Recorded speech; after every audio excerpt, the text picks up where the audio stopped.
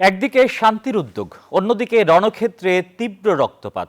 আবুধাবিতে Russia Ukraine দ্বিপাক্ষিক আলোচনার নতুন তারিখ ঘোষণার দিনই ইউক্রেনের পূর্বাঞ্চলে চালানো হয় রক্তক্ষয়ী ড্রোন হামলা। বাদ যায়নি প্রসূতি হাসপাতালও। তীব্র শীত আর বিদ্যুৎহীন অন্ধকারে বিপর্যস্ত সাধারণ মানুষের জীবন। এমন বাস্তবতার বিপরীতে দাঁড়িয়েই রাশিয়া দেখছে দ্রুত বিজয়ের স্বপ্ন। যুদ্ধের একটি সম্মানজনক সমাপ্তি টানতে ফেব্রুয়ারির 4 ও 5 তারিখে আবুধাবিতে আবারও আলোচনায় বসার ঘোষণা দিয়েছে কিয়েভ। মার্কিন মধ্যস্থতায় অনুষ্ঠেয় এই বৈঠকে অর্থবহ সমাধানের আশা প্রকাশ করেছেন ইউক্রেনের প্রেসিডেন্ট ভলোদিমির জেলেনস্কি।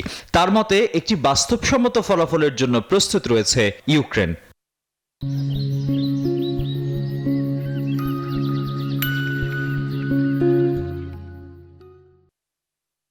কিন্তু শান্তির সেই আহ্বানের মাঝে রোববার পূর্বাঞ্চলীয় দিনিপ্রো পেত্রোভস্কে ভয়াবহ ড্রোন হামলায় রক্তাক্ত হয় খনি শ্রমিকদের বহনকারী একটি বাস। একই দিনে রুশ হামলার লক্ষ্যবস্তু হয় জাপোরিঝিয়ার একটি প্রসূতি হাসপাতালও। এই জোড়া হামলায় বহু হতাহতের ঘটনায় স্থানীয়দের মাঝে ছড়িয়ে পড়ে তীব্র ক্ষোভ ও আতঙ্ক। রণক্ষেত্রের উত্তাপের বাইরেও আরেক কঠিন লড়াই চালিয়ে যাচ্ছেন সাধারণ ইউক্রেনীয়রা। তীব্র শীত আর বিদ্যুৎ সংকটে বিপর্যস্ত তাদের জনজীবন। তবে হার না মানা এই জাতি কঠিন বাস্তবতার মাঝেও খুঁজে নিচ্ছে জীবনের আনন্দ।